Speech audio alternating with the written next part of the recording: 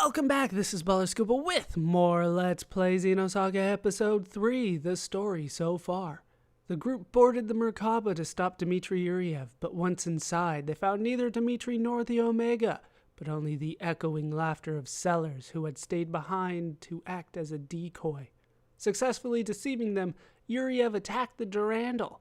Since he possessed Guinan's body, he passed straight through security and boarded the ship, occupying the Durandal with little to no resistance. Dmitry's aim was to obtain the Zohar emulators, the ignition keys for the original Zohar.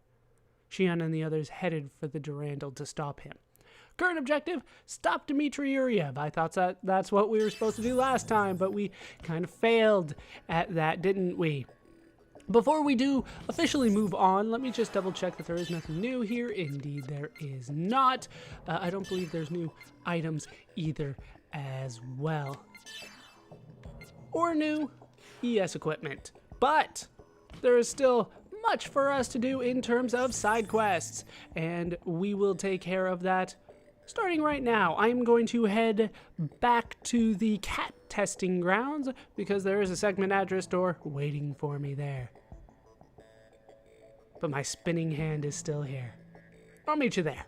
After some really easy battling, we are back at the segment address door. In order to get here, you just pretty much take the mono carrier, I think it's called, west at the intersection, down the stairs, and all the way north. Pretty simple. It's in the first room. Here we can find segment address door number 10, which we recently got the decoder for, so we'll head inside and get ourselves the Capnar. This is armor, and as you might be able to tell from the naming scheme, this is going to be armor for Cosmos. She's on the Capglaw. Capnar is better. Quite a bit better, actually. 10 higher strength is always nice. Then 6 each higher vitality and ether defense, and then 40 added to the break limit. That is indeed pretty damn sweet for Cosmos. But with that done, we're actually done here. So let's get the hell out of here.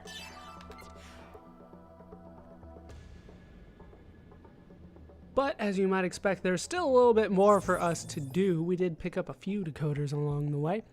So let us head next to the floating landmass. And I will meet you at segment address door number 12. And we have made it to the next segment address door. This is number 12. If you're looking to get here, it's pretty much just through the first tunnel, and then at the first intersection you have, head north into the lower area. You should not have trouble finding it. But here is segment address door number 12. In here we can find the Guardian. That is actually an upgraded weapon for Xian, and I'm happy to get it. Upgrades by, well, I thought it was going to be the same, but it's not. It's 5 higher strength, only 3 higher ether attack, but then 6 vitality, 4 luck.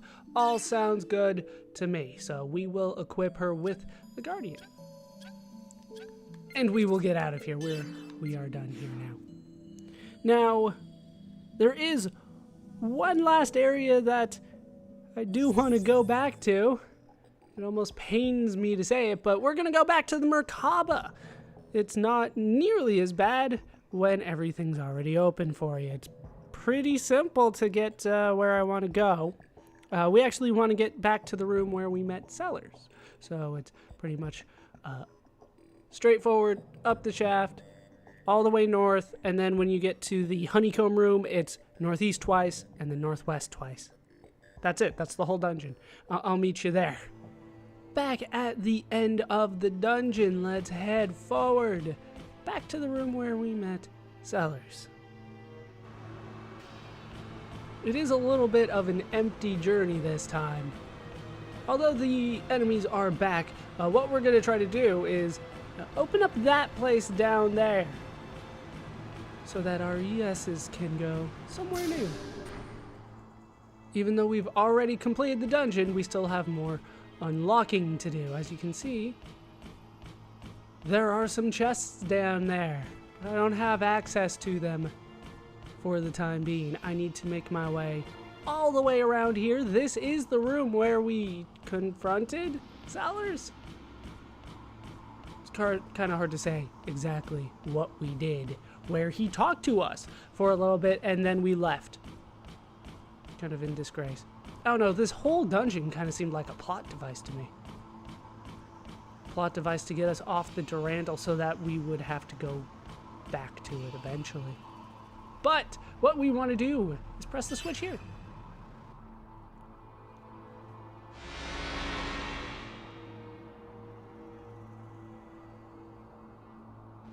And that has unlocked the way forward. Now, what I'm supposed to do is backtrack all the way back to the ESs, but it's actually easier to just leave altogether and come back in. So that's what I'm going to do. And this time I'm going to bring you guys along for the ride as we re-infiltrate the Merkaba. You actually start here, which is kind of weird. There's no way backwards here. Nothing on the side. It's always worth a check, but yeah, there's nothing here. What you just want to do is head forward. I can actually make it go a little bit faster by holding forward, so that is what I am doing. We have seen this before. It's definitely a really cool entrance to a dungeon. It's kind of weird that this is how we enter the dungeon, but what are you gonna do? Alright, so we make it back in. We are gonna have to take out this enemy here. He does not take too long though. And once he's out of the way, we're free to head forward. Once again, once everything here has been unlocked, it gets a little bit easier to go through this. So what we want to do is head up to the second floor, which this lift will do for us. We want to head north from here. No need to go around all the unnecessary stuff outside. This time we can actually go through the booster room, and even though it's bright red, we should have unlocked that. Yeah, it's just everything else that is bright red. Now our way is forward. So, we can head in, and we can find these giant chests that we found before with update file 11 for another database update, and a G Ignis 1. That is a new generator. So let's see what it does. I already have the 63. Ignis goes up to 750. And Dinah is doing really damn sweet with the energy, so I'm just going to give that over to Dinah. I think everybody else has that one already. But with that done, that is it for the Merkaba. Just a little bit of a journey through it. Not too bad. Once again, once you have unlocked everything, it's a really short dungeon. Probably why I didn't like it so much. It's so short. It just involves going back and forth all the time. But we did get an update file, so let's take a look at our updated database. There's not much, just story stuff this time. Primarily the Miltian conflict report. Before the outbreak of the Miltian conflict, this is kind of long even though it's just one entry. The Miltian solar system was one unified nation governed by the Miltian Republic. It was comprised of the capital planet, Miltia, the fifth planet in the system, and an artificial city orbiting the system's companion star. Miltia is a binary star system. The Miltia system itself belongs to the fourth finger of the 18th galactic Tantus arm. Within the same arm, 10 parsecs, about 33 light years away, was a system with a habitable planet that had just been terraformed. Immigration from the Miltia system to this new world was underway, and it later came to be known as Second Miltia. Approximately 80% of the population of the Miltian Republic was composed of immigrant fleet descendants. Before it became a republic and a member of the Federation, the nation was an autonomous government. Upon joining the Galaxy Federation, a Federation-assigned Parliament member took office as head of the Miltian government. But this situation, in which the planet was effectively under Federation control, led to discontent among the citizenry. This contributed to the difficulty of disbanding the former government and the military of the autonomous government. This military would later become the UTIC organization's main force. After the destruction of planet Mictum, the Zohar research facilities were moved to Milsha due to the existence of numerous facilities left on Milsha from early immigrant fleet visits. A senior researcher on the project at the time, Joachim Mizrahi, resided on Abraxas, Federation name Mictum. Being of the people of Zohar himself, he established the UTIC organization in secret from the Federation government with the aid of the former government, Ormus, and proceeded with connection experiments involving the Zohar and its control system, Udu. It is said parliamentary manipulation by then Chairman Wilhelm was behind the Federation, overlooking the development of UTIC. The Song of Nephilim was born as a byproduct of that research. After that, Mizrahi and newly assigned UTIC research staff member, Yuli Niwashiro, produced a child. That's one way to put it. Sakura. Due partly to Sakura's unusual illness, their married life did not last long. After they separated, Mizrahi devoted himself to Realian research in an effort to cure his daughter Sakura, who was living with Yuli. There are signs that he actually used the former government to support this project. Outbreak of the Milshan conflict. An experiment at the Yuriev Institute resulted in the death of Joachim Mizrahi's daughter. Yuriev informed Joachim of this matter personally. Mizrahi's research objective now changed from treating Sakura to reviving her, the creation of a new Sakura. Burying himself in even more extreme research, Joachim retreated underground and, under the wing of the former government, Ormus, proceeded with the Zohar and Song connection experiments. With the achievement of a certain degree of success from the Zohar research, temporary activation via emulator unit, and the completion of Proto Omega, the former government military, under the name of the UTIC organization, organized a coup d'etat in support of Mizrahi. It is said that behind Mizrahi's support lay not merely his position as a Zohar researcher, but his high status on Abraxas. In other words, his status inside of Ormus. For some time, the Federation government had viewed the monopolization of the Zohar by the former government faction as dangerous and had been conducting their own internal investigation. They requested that the coup d'etat government turn over Joachim to the Federation. At this same time, the Federation Special Operations Force, under the command of Commander Helmer, was stationed on the planet Zavarov. It was there that Helmer became acquainted with Dmitri and Yuli. In addition, within that same force was the Intelligence Bureau's Special Missions Unit, formerly headed by Colonel Margulis. Captain Jin Azuki once had been assigned to it as well. At this point in time, Margulis and Pellegrini had already disappeared from the military.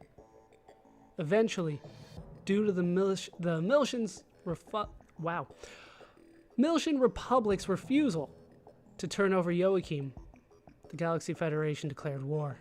The Special Operations Force, together with the Marine Corps' Land Operations Division, began descent operations on the planet Milsha. Contact was lost with the 1st and 2nd Descent Operation Forces, and they were presumed eliminated by the outbreak of Realian violence in the Mobile Weapons Force containing Proto-Omega, as well as the Zohar defense system. Lieutenant Virgil was one of the soldiers who participated in this 2nd Descent Operation. Additionally, one of the causes of the descent operation failures is thought to have been that units which had not been under... One of the causes of the descent operation failures is thought to have been that units which had been under Colonel Margulis' influence were in communication with the Republic government, Ormus. The leaking of Ormus secrets by Suo Uzuki also took place during that time. Several weeks after the 2nd Descent Operation, the 3rd operation began and the URTV soldiers began their infiltration. The operation ended with the activation of the Zohar, the appearance of the Gnosis, and the sealing away of the region of space surrounding planet Milsha. At this time, at Yuli's suggestion, Pearl Merkaba was sealed into the depths of the abyss, but that is merely what the records show. The truth would be hidden by Ormus-affiliated parliament members and members of the military. After the Miltian conflict. With the destruction of Miltia, the UTIG organization effectively perished. To Ormus, that meant nothing more than that they had lost one of their scapegoats. However, due to a need to continue manipulating the Federation government, UTIC was not entirely erased. It was reformed by Margulis and went into a long period of dormancy.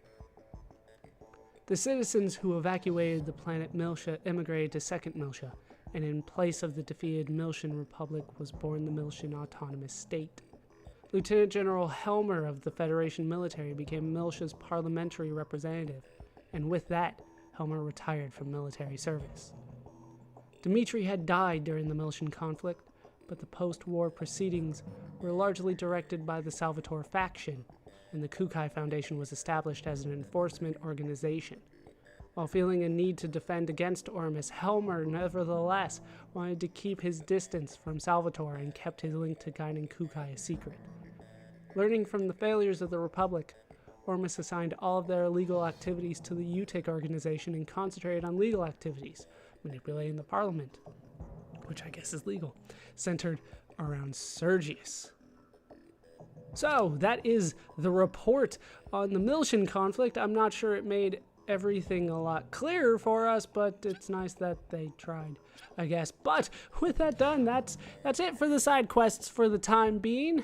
Let me make sure that I am properly equipped, and I'll probably drop a save before we continue on with the plot. Should be all ready to go. Junior is out in front. It's been a while since he has been out in front, I do believe.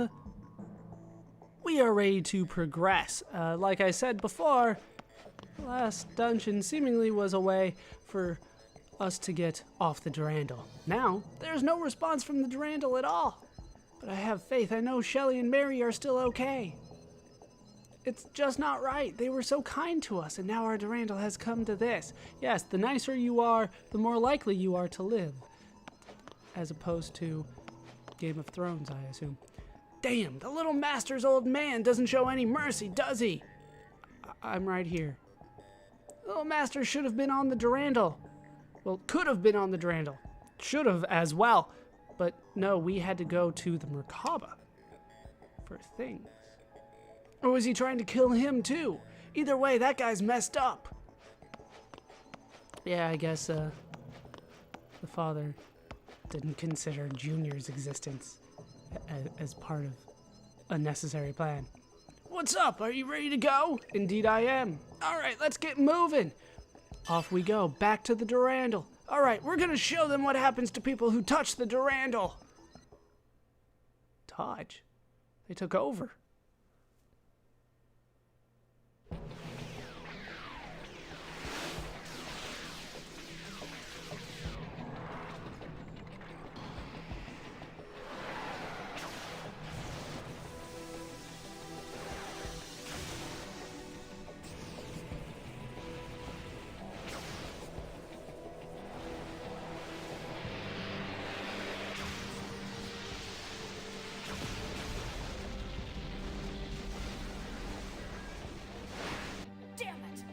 Circle around to the dock! I'll apologize to Guinan later. We're getting in there even if we have to rip out the walls!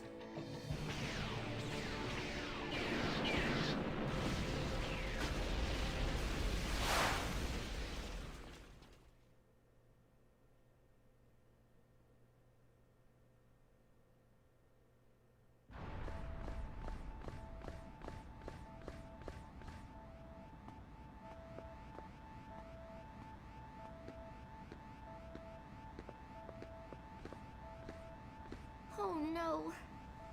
Doesn't look like things are going well. We had to come in for a rough landing, I guess.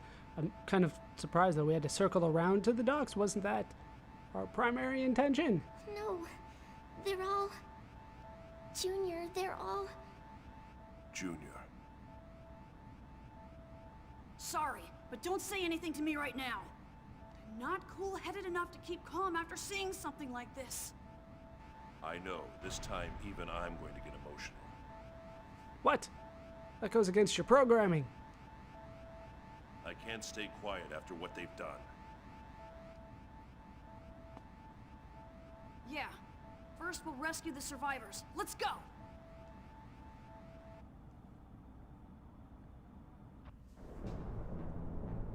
So we have made it back to the Durandal. Things look kind of bad right now. So, what we're going to do is head in to the loop line, and we're going to go to the park.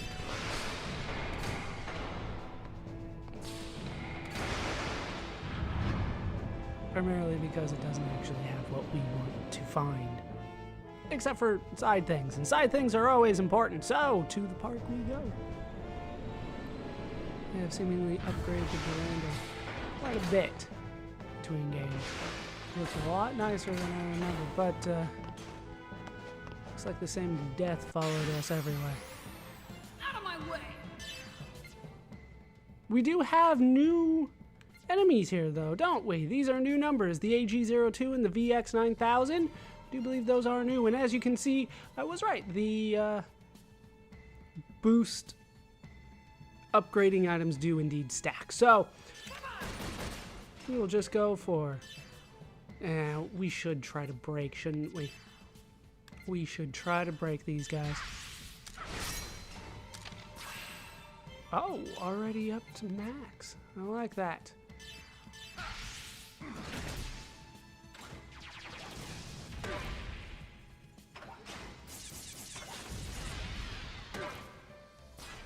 You're already doing a lot of damage.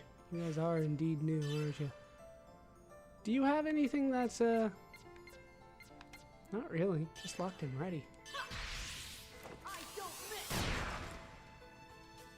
How close is he? Yeah, I'm gonna just go for the special attack. It's gonna be easier that way. Go for Break Bash. And I got a critical, which is always nice. We'll just go ahead and finish him off regularly. Down he goes. So we're gonna try to break this guy again. Breaking will make things hopefully easier for me. Do wish I had better breaks with me. But unfortunately, this is really all I got. These guys need the most work right now.